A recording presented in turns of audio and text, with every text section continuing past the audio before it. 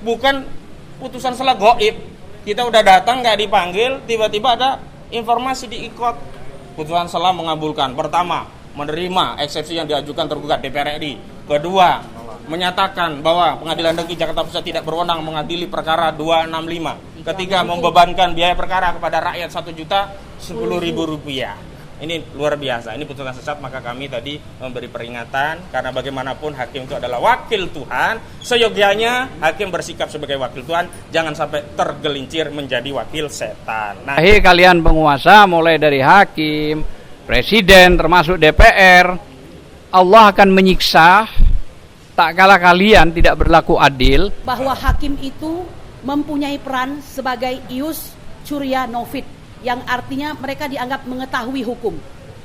Mengetahui di sini seakan-akan mereka mengetahui semuanya. Oleh karena itu mereka dilarang untuk menolak untuk memeriksa suatu perkara. Tapi ini izin yang mulia, sebelum nanti putusan disampaikan kepada kami konfirmasi terlebih dahulu, mengingat kami punya perkara lain di Pengadilan Negeri Jakarta Pusat juga, perkara 265, kami diputus tanpa proses pembuktian, tanpa kami dipanggil hadir untuk mendengar putusan selah. Maka agar dalam proses persidangan gugatan terhadap Presiden Jokowi ini, kami mengharap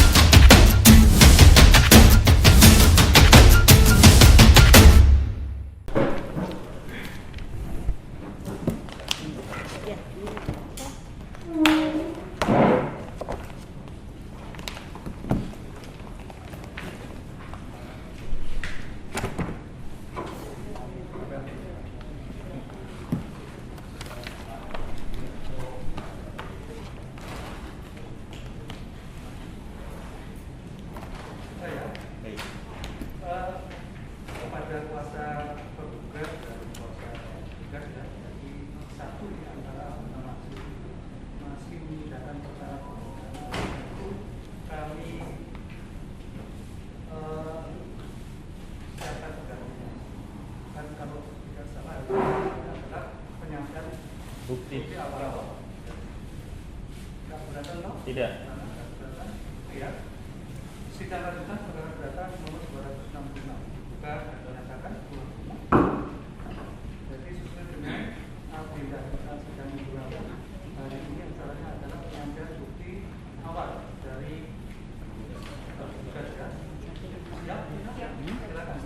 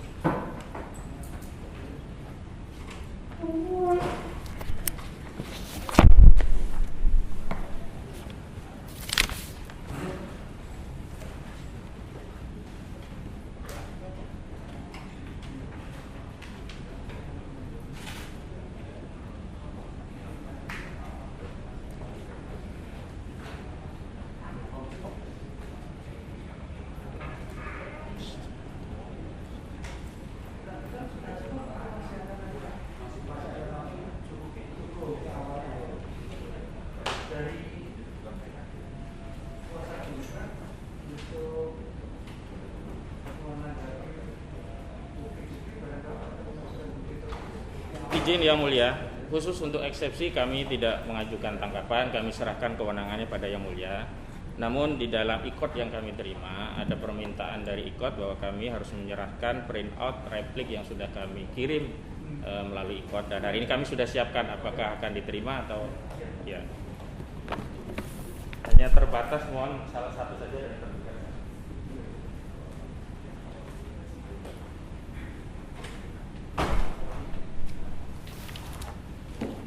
Cukup dari kami. Soft copy sudah diikot. Dimasukkan di Iya. PDF dan Word-nya sudah.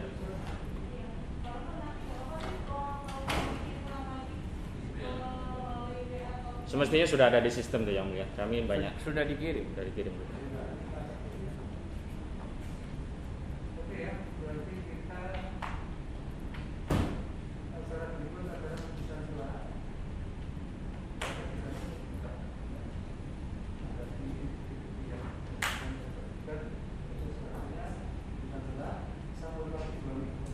Baik. Karena yang putusan menentukan hari ini langsung setelah dua putusan. Ya. Baik. Baik. 18, 25.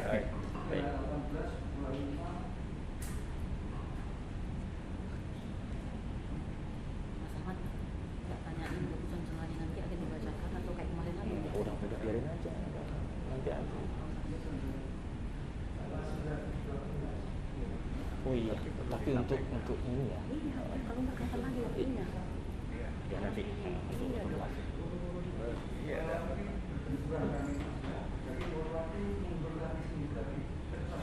3 minggu berarti. Tanggal berapa Yang Mulia? 8. Tapi ini izin Yang Mulia, sebelum nanti putusan disampaikan kepada kami konfirmasi terlebih dahulu, mengingat kami punya perkara lain di Pengadilan Negeri Jakarta Pusat juga, perkara 265, kami diputus tanpa proses pembuktian, tanpa kami dipanggil hadir untuk mendengar putusan selah. Maka agar dalam proses persidangan gugatan terhadap Presiden Jokowi ini, kami mengharap putusan tadi tetap dibacakan di hadapan kami para pihak, karena ini peradilan ini bukan hanya peradilan bagi kami para penggugat, tapi juga seluruh rakyat melihat persoalan ini. Jadi jangan sampai terulang lagi putusan pada 265 yang kami di bypass, diputus selah, kami tidak dipanggil, cuma lewat ikot begitu. Itu yang kami tidak inginkan. Padahal sepanjang kami sidang ikot, putusan itu tetap harus dibacakan di hadapan para pihak. Demikian, terima kasih. Jadi tambahan Yang Mulia, yang lebih aneh lagi, dijadwalkan jam 1 siang lewat, diputus jam 12.15. Itu tambahannya. Jadi ada sebuah ketidakadilan gitu aja.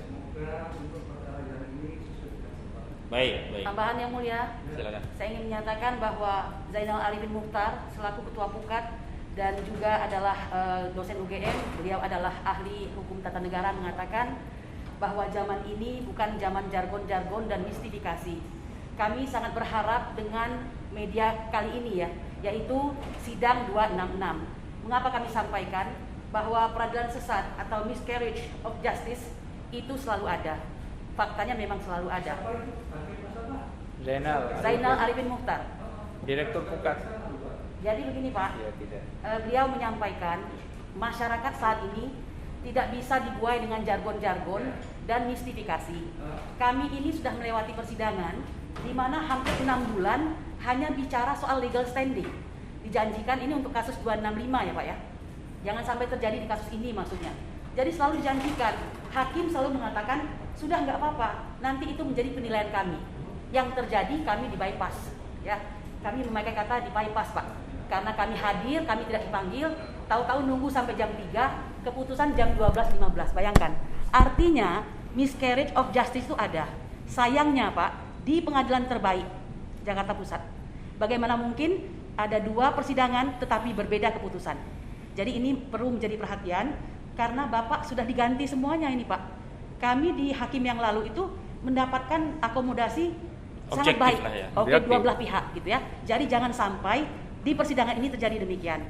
Bukan hasil yang kami pikirkan, tapi proses Pak yang berkeadilan. Jadi hasil itu kita paham lah siapa yang kita hadapi. Akan tetapi proses tidak bisa dibohongi. Saya kira demikian Pak. Terima kasih. Ini kan kita membicarakan mengenai putusan yang harus kami satukan, putusan setelah Betul. adanya eksepsi, ya. bukti-bukti awal diajukan. Tentu nanti inilah yang kami pertimbangkan. Iya. Dan 2-3 minggu ke belakang putusan akan saya bacakan. Baik. Ya. Bagus. Nah, nanti akhir-akhir silakan. Karena saya juga mengendaki pembacaan putusan semua hakim. Terima Itu kasih. yang kita harapkan yang mulia. Terima kasih. Terima kasih. Tanggal 8. Tanggal 8 ya kita ketemu. Bagus kita lihat. Tanggal 8. November. Harinya hari Senin, November tahun 2021 ya. Sidang selesai dan tutup. Terima kasih. Bismillahirrahmanirrahim. Assalamualaikum warahmatullahi wabarakatuh. Alhamdulillah hari ini kami dari kuasa hukum segenap rakyat yang mengajukan gugatan kepada Saudara Joko Widodo selaku Presiden Republik Indonesia, di mana salah satu tuntutannya adalah meminta Saudara Jokowi untuk mengundurkan diri dari jabatannya karena telah melakukan perbuatan tercela sehubungan dengan banyaknya kebohongan-kebohongan itu. Dan kebohongan-kebohongan Saudara Jokowi ini sudah kami adukan kepada Majelis Ulama Indonesia agar MUI dapat memberikan fatwa apakah kebohongan menurut syariat Islam atau pandangan keagamaan agama Islam itu haram, makruh, sunnah atau jangan-jangan wajib. Kalau kebohongan itu wajib kan berarti apa yang dilakukan oleh Saudara Presiden berpahala begitu. Nah, itu yang kita minta. Tapi dalam pandangan awam orang banyak, bahkan pandangan konstitusi, bahwa perbuatan tercela itu adalah haram. Bahkan di Undang-Undang Dasar 1945 pasal 7A itu dikatakan bahwa presiden bisa dimakzulkan atau diberhentikan dari jabatannya karena perbuatan tercela. Dan kami sudah menyampaikan argumen-argumen tentang perbuatan tercela Saudara Joko Widodo dan kami sedang mempersiapkan bukti-bukti. Namun hari ini adalah agenda pembuktian, bukti awal, bukti permulaan dari Presiden Joko Widodo melalui kuasa hukumnya sehubungan dengan adanya eksepsi. Karena menurut pandangan tergugat Saudara Joko Widodo, gugatan yang kami ajukan termasuk atau terkategori gugatan pengadilan tata usaha negara (PT-UN) ya, bukan gugatan perbuatan melawan hukum. Padahal kami sudah tegaskan bahwa perbuatan yang diajukan ini adalah perbuatan melawan hukum karena kebohongan itu merupakan perbuatan melawan hukum dan konteksnya adalah perdata. Memang ada pertanggungjawaban tata usaha negara dan ini adalah hal yang baru. Kami menggugat presiden, tidak kami tuntut untuk bayar 1 perak, 1.000 rupiah, 1 miliar, 100 juta atau 11.000 triliun seperti ucapan Pak Joko Widodo. Tapi kita hanya meminta Saudara Joko Widodo bertanggung jawab karena kerugian yang kami alami karena adanya perbuatan tercela presiden, maka Saudara Joko Widodo semestinya mengundurkan diri dari jabatannya. Itu lebih memberikan efek kompensasi yang lebih layak bagi rakyat ketimbang menghadirkan 11.000 triliun. Nah, hari ini tadi Saudara Joko Widodo melalui kuasa hukumnya telah menyampaikan beberapa bukti yang sebenarnya ini bukti umum, bukan bukti spesifik seperti T1 Undang-Undang Nomor 30 Tahun 2014 tentang administrasi pemerintahan. Kemudian ada Peraturan Mahkamah Agung Nomor 2 Tahun 2019 tentang pedoman penyelesaian sengketa tindakan pemerintahan dan kewenangan mengadili perbuatan melawan hukum. Kemudian ada lagi T3 Surat Edaran Mahkamah Agung RI Nomor 4 Tahun 2016 tentang pemberlakuan Kamar Mahkamah Agung tahun 2016 sebagai pedoman pelaksanaan tugas bagi pengadilan bagian huruf E angka 1. Kemudian T4 Putusan Pengadilan Tata Usaha Negara Nomor 230. Kemudian T5 Putusan Pengadilan Negeri Jakarta Pusat Nomor 405. Dan terakhir tadi ada kutipan dari teori buku yang dikeluarkan oleh Yahya Hara. Prinsipnya begini, tadi kami sudah sampaikan juga kepada Majelis Hakim perkara 266 untuk lebih hati-hati karena kami punya pengalaman buruk di perkara 265. Bagaimana mungkin ada satu proses persidangan muncul putusan tercela tanpa ada pembuktian, tanpa dihadiri para pihak dan tanpa diucapkan dalam sebuah persidangan yang terbuka untuk umum. Itulah yang kemudian kami laporkan hakim-hakim pada perkara 265 ke Komisi Yudisial itu terkait hakimnya, ke Ombudsman itu terkait pelayanan peradilannya, dan kita juga akan mengambil langkah hukum untuk mengajukan nota protes ke Pengadilan Negeri Jakarta Pusat sehubungan dengan tindakan pemberian keputusan tanpa dihadiri kita selaku para pihak dan bahkan tanpa bukti. Nah, di 266 ini justru datang buktinya. Prosesnya benar ini, yang benar kayak gini. Ada eksepsi, ada bukti, ada putusan salah dibacakan di hadapan para pihak. Bukan putusan salah gaib. Kita udah datang nggak dipanggil, tiba-tiba ada informasi di ikot. Putusan salah mengabulkan. Pertama, menerima eksepsi yang diajukan tergugat DPR RI. Kedua, menyatakan bahwa Pengadilan Negeri Jakarta Pusat tidak berwenang mengadili perkara 265. Ketiga, membebankan biaya perkara kepada rakyat 1.010.000 rupiah. Ini luar biasa, ini putusan sesat, maka kami tadi memberi peringatan karena bagaimanapun hakim itu adalah wakil Tuhan. Seyogyanya hakim bersikap sebagai wakil Tuhan, jangan sampai tergelincir menjadi wakil setan. Nah, itu yang bisa saya sampaikan. Mungkin dari Bang Azam, silakan Pak. Assalamualaikum warahmatullahi wabarakatuh. Jadi begini, kalau tadi diulas soal gugatan nomor 265 itu gugatan terhadap DPR RI. Seluruh DPR RI kita gugat. Apa isi gugatannya? Di antaranya ada hak interpelasi, hak angket, hak menyatakan pendapat. Karena selama presiden ini menjabat 7 tahun tidak pernah DPR itu memanggil menjadi hak pertanggungjawaban presiden kepada publik, tidak pernah itu terjadi. Makanya muncul namanya proses gugatan 265. Namun anehnya beberapa hari yang lalu diputus tanpa hadirnya tergugat, tanpa hadirnya penggugat, dan melalui ICOT lagi. Jadi ini aneh bin ajaib yang terjadi di negara kita, dan itu melanggar. Kalau kita mengacu pada pasal 195 KUHP, itu harus hadir semua pihak. Nah ini sudah melanggar. Nah ini yang disebut contempt of court juga nih, para hakim telah melakukan putusan menabrak aturan yang ada, baik SOP sendiri dan lain sebagainya. Makanya tadi sudah dijelaskan oleh Ustadz Ahmad sebagai koordinator lawyer bahwa sudah kami kirim ke Ombudsman maupun ke KY, Komisi Yudisial, termasuk tambahan dari MUI tentang fatwa kebohongan. Apakah kebohongan itu yang tadi diulas itu benar? Apakah kebohongan itu mendapat pahala? Apakah kebohongan itu dijanjikan surga? Atau sebaliknya dosa besar? Nah itu yang kita minta fatwanya kepada MUI. Tentang siapa? Tentang 66 yang dilakukan oleh presiden kita. Malah tambahan yang baru. Malah terang-terangan ada 11.000 triliun lebih. Malah yang baru sekarang tambah lagi. Jadi saya kira rakyat sudah tahu, hanya prosesnya. Karena kami menganggap ini perlu konstitusional, kami ajukan dengan nomor perkara gugatan 266. Nah harapan kita sebagai lawyer dan sebagai prinsipal, penggugat adalah rakyat, jangan sampai terjadi lagi putusan. Makanya dipertegas tadi oleh koordinator pengacara kita kepada majelis hakim, harus dibacakan putusan setelah itu. Kami ngerti, lawan kami ini lawan penguasa, kami ngerti, pasti rakyat akan dikalahkan. Kemungkinannya ya begitu, kecuali Allah berkehendak gitu loh ya. Namun biarlah, jangan sampai, maksud saya sudah rakyat ditolak, dikalahkan, proseduralnya juga amburadul, menabrak semua aturan gitu loh ya. Dan ingat, Allah tidak tidur, Allah melihat. Kalian-kalian ini hakim nanti bukan cuma sekedar berbahaya, siksanya berat di mata Allah gitu loh ya. Termasuk juga anggota-anggota DPR ini yang kita gugat, malah rakyat yang dibebani. Hebat kan, luar biasa kan. Mereka yang kaya dari rakyat, kita dibebani suruh bayar 1 juta lebih ya, 1.010.000. Kan hebat berarti ini kan, luar biasa. Nah, tentu kami akan tetap melakukan perlawanan, yaitu banding ya, kurang lebih begitu. Saya kira ini yang bisa saya sampaikan. Tentu ucapan rakyat ini melalui saya tolong sampaikan bahwa hei kalian penguasa, mulai dari hakim, presiden, termasuk DPR, Allah akan menyiksa tak kala kalian tidak berlaku adil, tak kala kalian tidak berlaku jujur kepada rakyat. Karena kalian besar, semua dari rakyat, kecuali hakim ya, berbeda gitu ya. Tapi hakim sudah dijelaskan dalam Al-Quran, hati-hati. Karena yang lebih jelas dijelaskan dalam Al-Quran hakim, bukan lawyer, bukan pengacara. Mungkin itu yang bisa saya sampaikan.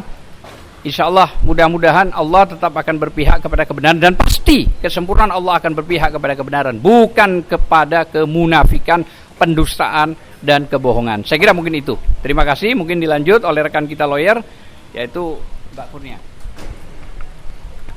Bismillahirrahmanirrahim. Assalamualaikum warahmatullahi wabarakatuh. Saudara-saudaraku sebangsa dan setanah air, pada akhirnya sampai juga pada hari ini kami pada sidang pembuktian ya di kasus 266. Kami sedikit lebih hati-hati dalam hal ini, walaupun tidak pernah melepaskan kehati-hatian sejak semula ya. Seperti yang saya katakan, kita tidak pernah berpatokan kepada hasil, akan tetapi berpatokan kepada proses. Jika memang proses mereka bisa bermain cantik dan meyakinkan kita bahwa mereka benar, silahkan. Akan tetapi dunia ini, dunia peradilan ini seperti panggung yang semua orang bisa menyaksikannya. Jadi jangan coba-coba untuk membuat kamar kecil, untuk membuat suatu perikatan-perikatan tertentu ataupun perjanjian-perjanjian tertentu dengan salah satu pihak di dalam pengadilan itu sendiri.